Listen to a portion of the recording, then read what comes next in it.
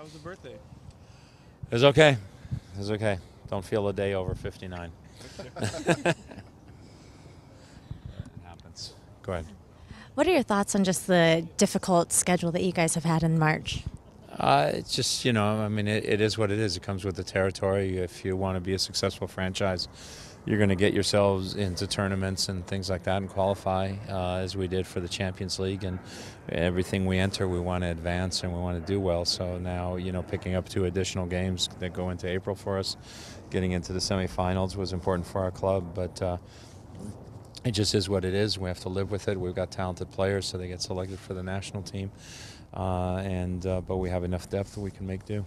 Speaking of the national team, what do you think of the announcement of a qualifier here? I think it's great. I think it's great for the city of Seattle. I think we deserve to have a qualifier here, and want to make sure our fans get out there and support it. In full force, just like they do us every week when we play, and create an atmosphere that will make it very beneficial for the U.S. team here. So that game is going to be played on artificial or on temporary grass. Your guys' game, I guess, the previous weekend will also be played on temporary grasses. What's been your experience with that surface and I don't know? It's, if they have enough time to lay it, which I think they have enough time to. The second time, they've done it twice for us, and the second time was much better than the first because they had more time for it to settle and to lay. I mean, it's never 100% ideal because it is pallets and and you're laying it over the turf field, and it's not it's not the same, it's not molded and meshed together like a normal grass field would be. But I thought the second time it played fairly well, and obviously that's the way they want to go. Was that the Chelsea game last year that was you're talking about the second time?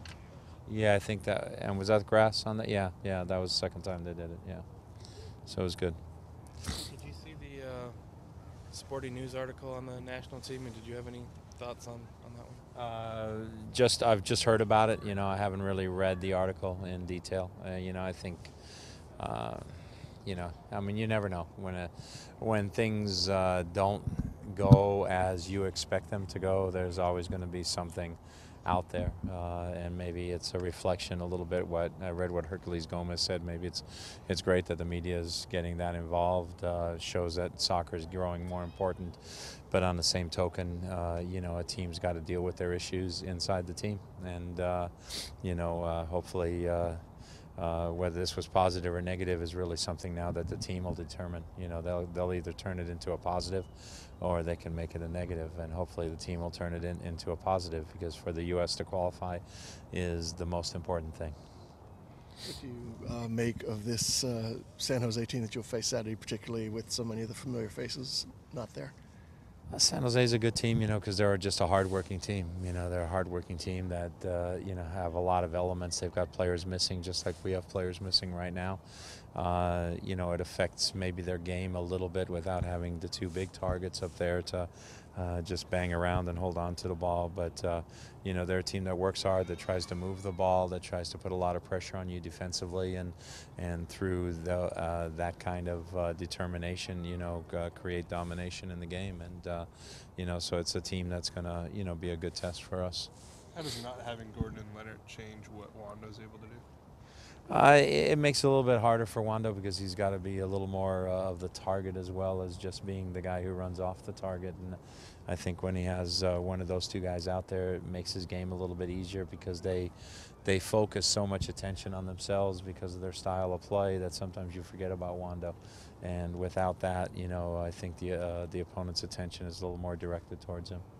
What have you thought of the defense and specifically the partnership of Hurtado and Traore? I mean, I think it's been fine. When you look at it, we went down to Tigres. We only took 1 goal. We took 1 goal here at home. I know we took a goal in the Portland game late, but for the most part, I think they've done a pretty good job in terms of a new pairing, being able to play with each other, understand each other. I think it helps that Jimmy's left-footed. So he's comfortable on the left-hand side of the field, allows John to come over to the right side where he's a bit more comfortable, but I think their pairing's been pretty good. Do you think it's beneficial having such a difficult schedule early on? I mean, not only CONCACAF, but San Jose and RSL this month? you have to play them eventually. So whether you play them now or you play them later, sometimes, obviously, you'd like tough games spread out. But I think our league, the parity in our league, is so tight. Everybody's pretty close. I mean, you look at the standings even now, early on in the league. I mean, I know Montreal's won 3, but everybody else has already suffered a setback there. With the exception of Vancouver as well. But it's going to be tight this year. I think the teams that were out of the playoffs last year have improved. The teams that were in the playoff last year have maintained for the most part. So I think it's going to be even more parity than it's been in the past. So those are teams that we have to play. They're on the schedule now, so that's the next game we've got to prepare for. What does Corrales bring to the Quakes and just to the league, having somebody who's been there from the start? Well, obviously, I mean, he was gone for a little while when he played in Norway during that period of time, but obviously his longevity, has been a reflection of the type of player he is. He's a pretty sound technical player with good size, and, and obviously being from Salinas or, in that area and being able to play for, in essence, his hometown team, I think is a great story for the league. It's a great story for, we talk about DeAndre right now here. But back then in '96, that was really and Ramiro's story. He was the local guy who, left high school, and played into the pros and was able to make it, and probably served as motivation to guys like David Estrada and many others. Been able to keep up with Facito, bouncing from team to team, and now another team. He's there. We understand he's got a little bit of an injury, so. But Michael's been through a few teams, but he's a competitor, so we know if he gets on the field, we know we'll be ready for that. This being your first road game, is there any kind of extra preparation you go in first MLS road game? Is there any kind of extra preparation to remind them of kind of what that brings? Just to remind them that we're a good team on the road. We've shown ourselves to be a good team on the road in the past, and we've got to continue to do that. And the extra preparation is simply from the standpoint that, hey, we got to get on an airplane, we got to fly there, and we got an earlier than usual training tomorrow to make all that happen because of flights and so forth. But, sometimes I think going on the road sometimes is good early in the season because it's a reminder of, okay, we're in the season, here we go, this is the routine, so to speak, and gets ourselves into that routine again. Me preguntaron si podría hacer un anuncio y pensé que era porque yo juego para los Seattle Sounders. No puedo porque mi inglés no es muy bueno. That's true. Entonces me dijeron que el anuncio era de padres, niños y familias. Eso es muy importante para mí y le dije que yo hago lo que puedo hacer. No importa cuál idioma tú hablas, hay un idioma universal que nuestros niños comprenden y necesitan.